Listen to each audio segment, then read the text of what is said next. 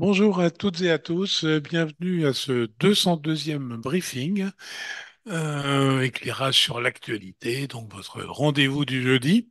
Merci de nous être toujours aussi fidèles. Et voilà, donc aujourd'hui un format essentiellement en distanciel pour nos intervenants, puisque les deux sont en déplacement. Et Pavel est également en déplacement, donc je suis seul à Moscou. Voilà, mais ça n'empêchera pas aussi bien Arnaud qu'Igor de nous délivrer leur savoir avec la même capacité que d'habitude. Et on va d'ailleurs sans tarder commencer par Arnaud qui va nous parler de politique intérieure et d'économie comme de coutume. C'est à toi. Merci et bonjour à tous. Je dirais que la solitude est une vocation présidentielle. C'est dans l'ordre des choses. Euh, Quelques brèves d'économie pour commencer, avec des chiffres contrastés pour l'indice PMI publié par Standard Poor's. Vous savez qu'il y a deux indices, l'un sur les activités manufacturières, l'autre sur les services.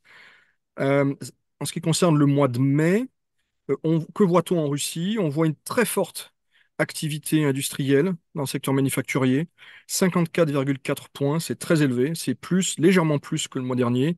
Par contre, les services passent sous la barre des 50 points, et ce pour la première fois depuis 15 mois. Donc une divergence à surveiller, à confirmer ou pas le mois prochain entre les services et les industries de transformation.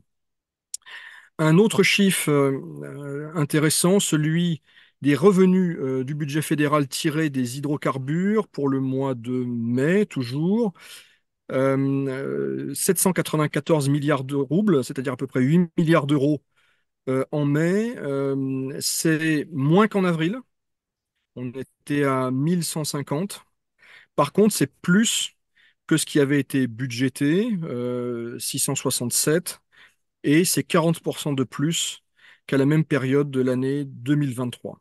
Donc là aussi, ce sont des chiffres qu'il faut suivre en permanence. Euh, il faut probablement se garder de tirer des trajectoires à partir des chiffres d'un seul mois. On voit par ailleurs que les prix du pétrole ont tendance à baisser. Donc on en reparlera fin juin et on verra si c'est une tendance qui s'esquisse ou si c'est un léger tassement, sans plus. Euh, un chiffre sur les salaires et même deux chiffres. Le premier sur l'augmentation des salaires réels de 12,9% en mars. C'est tout à fait significatif, c'est très important, cela confirme et illustre la surchauffe de l'économie. Cela explique aussi la très forte consommation des ménages, malgré les taux d'intérêt qui restent élevés. Euh, Toujours s'agissant des salaires, mais un autre aspect, une étude commandée par un centre de conseil russe montrait que la disparité entre les hommes et les femmes à qualification et poste égal était de 33% en 2023. Donc les hommes gagnent 33% de plus que les femmes en Russie. Pour rappel, cette disparité cet écart était de 39% en 2005 et de 26% en 2013. Donc on voit qu'on a plutôt tendance à rechuter.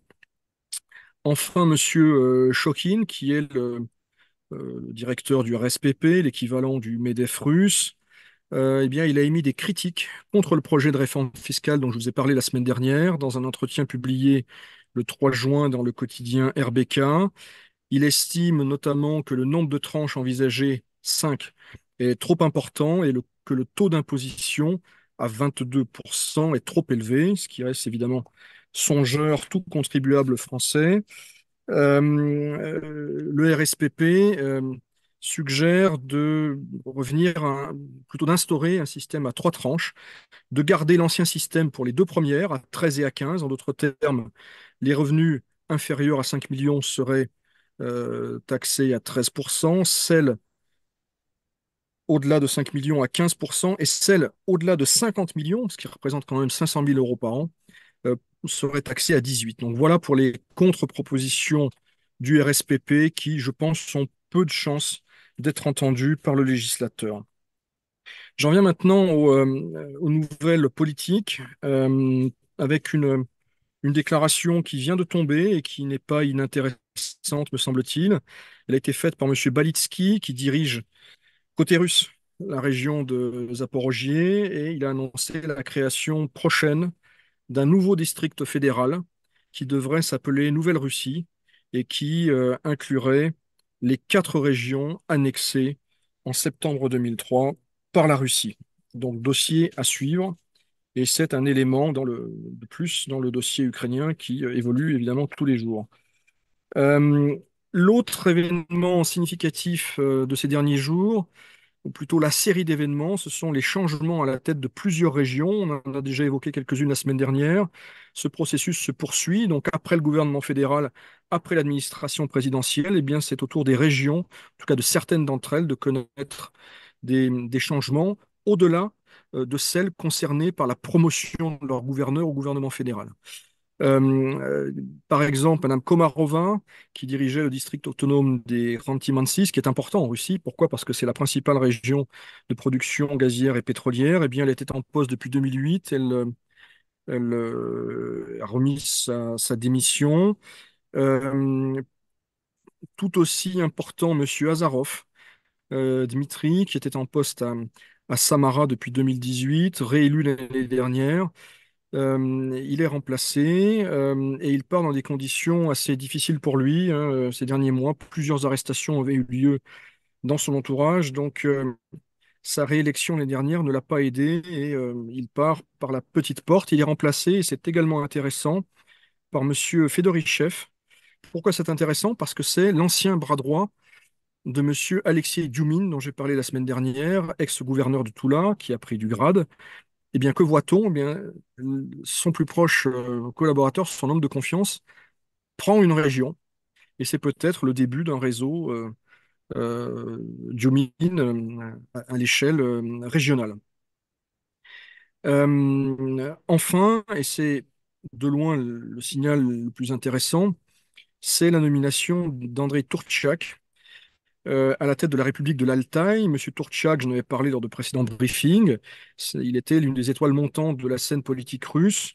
Je rappelle que son père, Anatoly, est quelqu'un qui connaît Vladimir Poutine de très longue date. Il dirigeait l'usine Léninets de Leningrad et de Saint-Pétersbourg, une usine spécialisée dans les productions de défense, notamment les radars embarqués, mais pas seulement.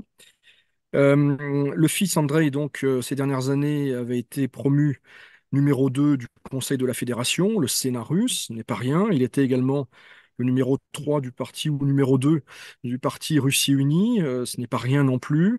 Et il se retrouve parachuté dans l'Altaï et à l'évidence, ce n'est pas une promotion. C'est même plutôt une relégation, voire une disgrâce. Comment l'expliquer? Euh, les sources russes relève qu'il a longtemps été proche d'Evgeny Prigogine, qu'il a peut-être tardé à prendre ses distances lors des fameux événements de juin 2023. D'autres relèvent qu'il avait des ambitions et qu'il les dissimulait assez mal et qu'il convoitait, semble-t-il, le poste de gouverneur de Saint-Pétersbourg, qui, on le sait, est resté finalement dans l'escarcelle de M. Beglov, et il s'agirait en quelque sorte d'un retour de flamme de la part des clans qui auraient pu être menacés si M. Tourtchak avait pris la mairie de Saint-Pétersbourg. Donc c'est intéressant parce que, encore une fois, Tourtchak, de même que le fils Patrouchev, Dmitri, faisait partie de ces princes du régime appelés, semble-t-il, à prendre du grade et à figurer dans la liste des futurs, enfin des successeurs potentiels de Poutine. Donc on voit qu'il y en a deux qui n'ont pas complètement quitté la course, mais qui ont été rétrogradés sans état d'âme par le Kremlin. Et par ailleurs, Tourtchak, de même que Patrouchev père, avait la réputation d'être l'un des plus durs sur le dossier ukrainien. Donc c'est intéressant et ça révèle beaucoup de choses sur la prise de décision au Kremlin, sur également les changements de fortune rapides qui peuvent s'opérer dans les cercles de pouvoir, et ce, comme toujours, de façon très opaque. Dans l'actualité, pardon, politique de ces derniers jours, il y a également une manifestation d'épouses de mobiliser devant le ministère de la Défense, manifestation peu nombreuse, 15, 20 personnes peut-être. Et ces femmes exigeaient le retour de leur mari et l'instauration d'une durée maximum de service. Les manifestantes ont été rapidement interpellées, vous l'imaginez, par les forces de l'ordre. Le ministère russe de la Justice a, semble-t-il, repris son rythme hebdomadaire pour la publication de ses agents étrangers. Il y en a trois qui retiennent mon attention dans la fournée de la semaine dernière. Marina Litvinovitch, qui est une journaliste et militante des droits de l'homme bien connue. Ekaterina Dounsova, dont on a parlé en début d'année, qui envisageait de se présenter à la présidentielle et qui avait été empêchée de le faire. Et le chemin de la maison, c'est le nom d'une organisation justement d'épouses de mobilisés. Eh bien, toutes ont été placées sur la liste des agents étrangers le 31 mai dernier. Dans le même registre, la police qui a fait irruption le 4 juin au soir à Moscou, dans un loft du quartier Aviazavodsk, où se tenait une soirée privée en mémoire d'Alexei Navalny, qui aurait eu 48 ans ce jour-là. Enfin, la Cour suprême de Russie, dans un registre sociétal plus que politique, quoique, qui a rappelé le principe d'égalité de droit entre les pères et mères en ce qui concerne le droit de garde après le divorce. Il faut savoir qu'en Russie, à ce jour, les enfants de couples divorcés vivent dans 95% des cas avec leur mère. Voilà, Président, ce que je pouvais dire cette semaine. Merci beaucoup Arnaud. Je voudrais avoir les chiffres pour la France, mais je ne serais pas étonné qu'ils soient à peu près semblables pour les enfants vivant avec leur mère. Euh, alors on a beaucoup de questions, bien entendu, avec la nouvelle du jour qui nous a tous un peu pris de court et attristés. C'est-à-dire un de nos compatriotes, Laurent Vinatier, qui est un chercheur spécialisé sur la région, qui vient fréquemment en Russie et qui a été arrêté par la police aujourd'hui. Alors, on n'a pas plus d'informations que ça. Les motifs de l'arrestation sont assez contradictoires d'une agence d'information à l'autre. Enfin, pas contradictoires, mais en tout cas différents. Donc, on vous tiendra au courant quand on saura un peu plus. Bien entendu, le consulat et l'ambassade se sont saisis de cette affaire et se portent en soutien de notre compatriote. Et donc, on lui souhaite bien entendu le meilleur. Et on en parlera plus largement jeudi prochain quand on aura plus d'informations, en tout cas. Voilà. Pour revenir aux questions, il y en a d'autres également. Le SPIF 2024 s'est ouvert hier. Que peut-on attendre de cette édition? Pas grand-chose, à vrai dire. En tout cas, il n'y aura pas de grands contrats, il n'y aura pas non plus de rencontres de très haut niveau. Je rappelle que le pays invité d'honneur, c'est le sultanat d'Oman, cher au cœur d'Igor, mais que le chef de l'État, c'est un roi, je crois, hein, ou un sultan, ne s'est pas déplacé. C'est un de ses ministres.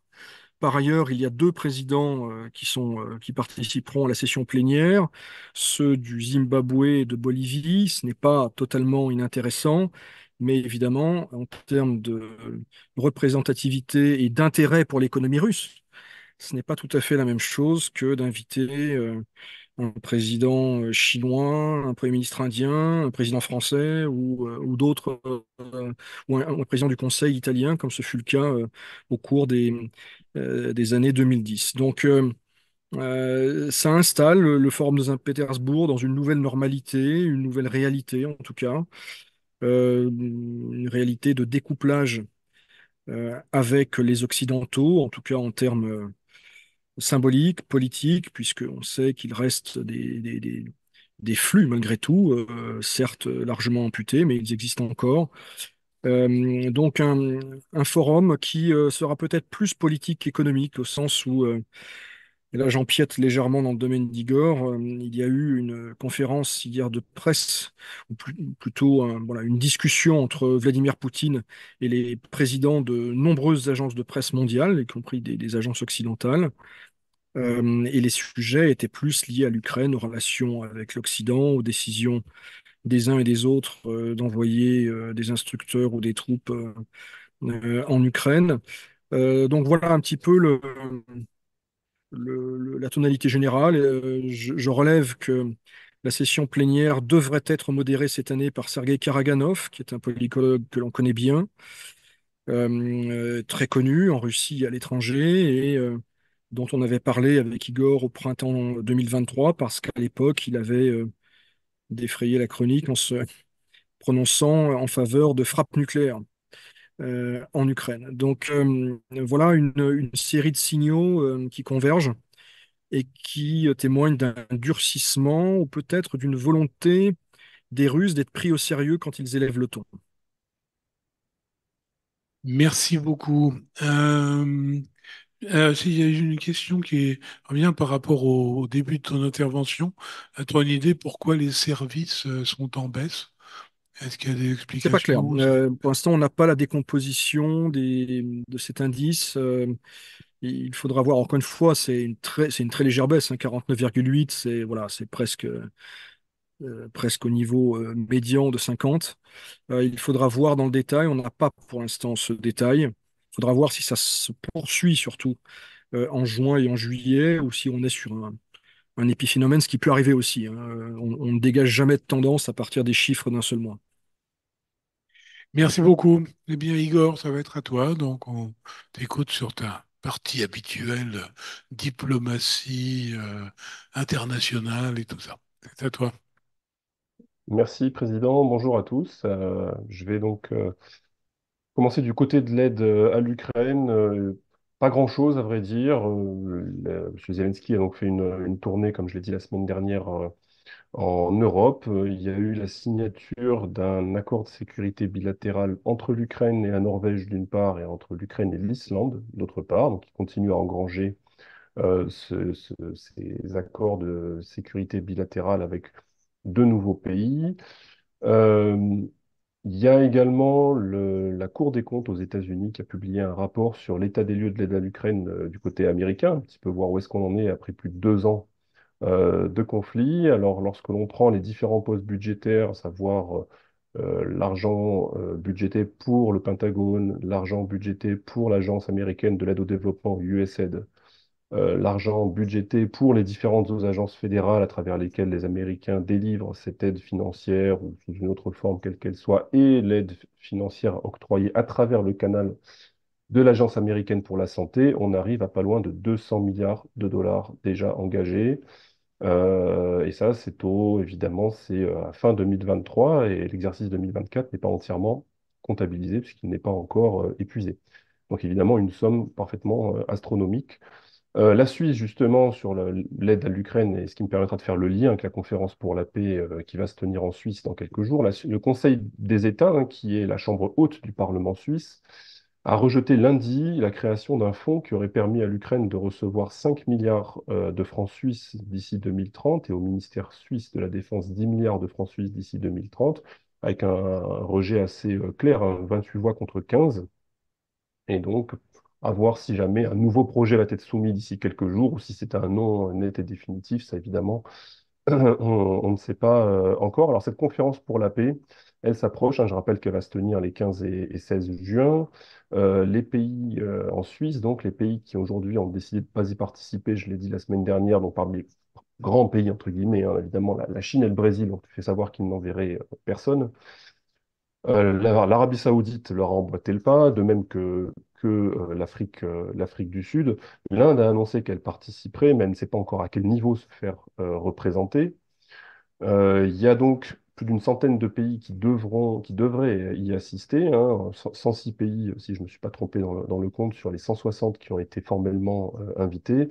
Je l'avais dit, Joe Biden ne viendra pas, mais il sera représenté par sa vice-présidente, Madame Kamala Harris, et son conseiller à la sécurité nationale, Monsieur Jake Sullivan, devrait également faire partie de la délégation américaine en Suisse. Alors, manifestement, il y a 3 points qui vont être discutés, qui forgeront l'ordre du jour des discussions, hein.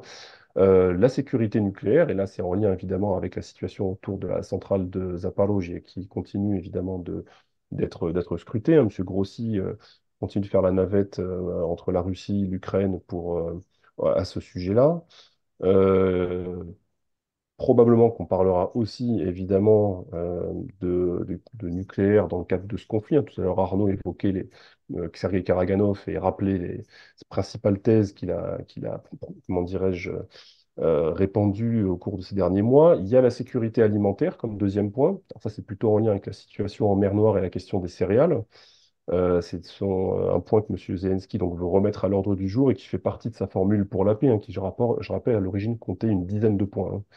Donc la sécurité alimentaire et, troisième point, les personnes et plus spécifiquement les échanges de prisonniers et le retour des enfants ukrainiens en Ukraine. Visiblement, c'est les 3 points sur les 10 qui vont être discutés. Les autres points n'ont pas été réévoqués par les officiels ukrainiens ces derniers temps, ou on les a mis en sourdine. Peut-être qu'on va les voir finalement abordés en Suisse, on verra. Mais donc, c'est finalement une formule pour la paix assez resserrée en l'état, hein, ce qu'on sait, hein, qui devrait être discutée. Alors, sur l'aide à l'Ukraine, évidemment, il y a le sujet de la France aussi. Alors, les choses se passent en ce moment, puisqu'il y a les célébrations du 6 juin du débarquement en Normandie. M. Zelensky est arrivé ce matin en France. Il doit y avoir probablement des discussions dans la continuité des célébrations en Normandie entre le président Macron et le président ukrainien. Peut-être que des choses, même certainement que des choses, seront annoncées ce soir ou demain à l'occasion de la rencontre entre les deux présidents. Comme je l'avais laissé entendre ces dernières semaines, la Russie n'est évidemment pas représentée à aucun niveau que ce soit dans ces célébrations du 6 juin. Et donc à suivre, hein, de voir ce qui va ressortir des discussions entre messieurs Macron et Zelensky. Mais évidemment que le sujet de l'envoi d'instructeurs fait partie dans les esprits de tout un chacun, hein, et vient s'inscrire dans le prolongement des discussions sur l'autorisation qui a été donnée à l'Ukraine par plusieurs pays d'utiliser les munitions livrées par des pays occidentaux pour taper des cibles en Russie, sous-entendu donc dans les territoires internationalement reconnus comme étant russes, la Russie continentale, hein, les régions de Belgorod, de Koursk ou ailleurs. Ça, c'est évidemment un autre sujet qui a défrayé la chronique ces derniers jours, puisque depuis la semaine dernière et mon point donc, de jeudi dernier, les États-Unis et l'Allemagne ont fini par formellement se rallier à la liste des pays qui ont autorisé l'Ukraine à utiliser leurs armes pour taper, et donc bombarder des sites en Russie. Alors, avec, comme on dit, des caveats, avec donc des conditions. Les Américains ont fait savoir que c'était des sites qui exclusivement servent à soutenir l'opération russe dans la région de Kharkov. Les Allemands ont autorisé l'utilisation de ces armes, mais n'ont pas livré les missiles longue portée Taurus, hein, qui sont en fait l'équivalent des Scalp, hein, mais chez les Allemands, et même avec une portée un peu plus grande en réalité. Ça, pour l'instant, les Allemands se refusent à les livrer aux Ukrainiens. En revanche, ils ont autorisé, par exemple, l'emploi de la défense antiaérienne contre des cibles dans l'espace aérien russe, c'est-à-dire au-dessus du territoire russe, pour descendre les appareils russes qui voleraient au-dessus du territoire russe, mais dont on estime que ils vont aller faire des missions de combat contre l'Ukraine. Donc, effectivement, il y a eu ce sujet-là. Et je reviens sur le nucléaire, puisqu'on parlait tout à l'heure de Karaganov. Il y a eu deux articles très intéressants qui sont sortis ces derniers jours et qui ont été publiés par des éminents spécialistes des questions de sécurité, spécialistes russes, hein, des questions de sécurité. M. Trenin, un ancien directeur du programme Carnegie Russie, d'une part, qui aujourd'hui est à la Haute École d'économie, et d'autre part, M. Arbatov, là aussi une sommité dans sa catégorie, hein, experts du désarmement, et donc qui est à l'Académie des sciences, hein, au centre de l'IMEMO près l'Académie des sciences, et chacun d'eux a publié une colonne chez l'agence Interfax pour présenter un petit peu sa vision finalement de la situation aujourd'hui autour de cette question du nucléaire et du conflit en Ukraine. Et évidemment, ils ont deux visions très, très différentes. Monsieur Trenin a remis en avant un principal argument qu'il, en réalité, avance depuis 2 ans maintenant, qui est qu'il faut réinstiller de la peur et réinstiller la peur de l'annihilation auprès des Occidentaux, qui, d'après lui, ont complètement perdu cette peur et l'instinct de conservation qui va avec depuis 1991, du fait de ce qu'on appelle les dividendes de la paix et de l'apaisement du contexte après 91. Et donc, d'après lui, il faut réinstiller cette peur en commençant par abaisser le seuil d'emploi de l'arme nucléaire et non plus ne le restreindre comme c'est indiqué dans les documents officiels russes, hein, publiquement consultables, hein, à l'emploi dans le cas où l'existence même de l'État serait menacée, hein, comme c'est indiqué dans la doctrine nucléaire de 2020 notamment, mais aussi dans la doctrine militaire de 2014, mais l'abaisser en finalement rendant possible son emploi dans le cas où les intérêts vitaux, ou considérés comme tels par la Russie, seraient en jeu, ce qui n'est évidemment pas la même chose. On élargit l'assiette. De son côté, Arbatov, lui, est plus raisonnable, il en appelle au bon sens de chacun. Il y a d'autres thèses qui sont déployées, mais je vous synthétise hein, sur les principaux points. Il en appelle au bon sens de chacun et explique que pour ce qui est du contrôle, pour ce qui est du contrôle des armements, il faudra encore attendre, mais en revanche, il faut réactiver les mécanismes de vérification, de permettre de construire de la confiance à minima pour éviter justement qu'une situation, quelque part, ne dégénère en conflit avec un engrenage mortifère. Mais lui, on le sait, il a déjà écrit des papiers par le passé pour le dire, évidemment contre l'abaissement du seuil, contre l'emploi de l'arme nucléaire dans le cadre du conflit.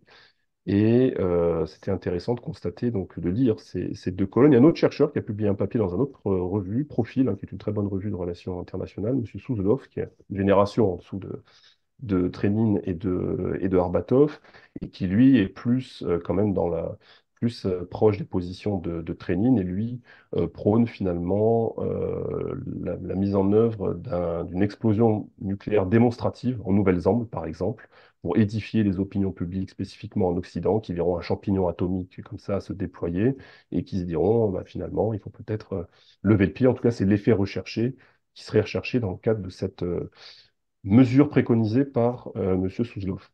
Dernier point, l'Afrique, avec des tournées à relever. La tournée de M. Lavrov, ministre des Affaires étrangères en Afrique, et parallèlement la tournée en Afrique de M. Younouss Evkourov, vice-ministre de la Défense, quasiment concomitante, puisque M. Lavrov se déplace à travers le continent africain depuis dimanche soir, hein, si je ne me trompe pas. Il a fait plusieurs pays, le Congo, le Burkina Faso, le Tchad, la Guinée en premier, évidemment. Un Guinée, Congo, Burkina Faso, où la Russie a récemment ouvert une ambassade, hein.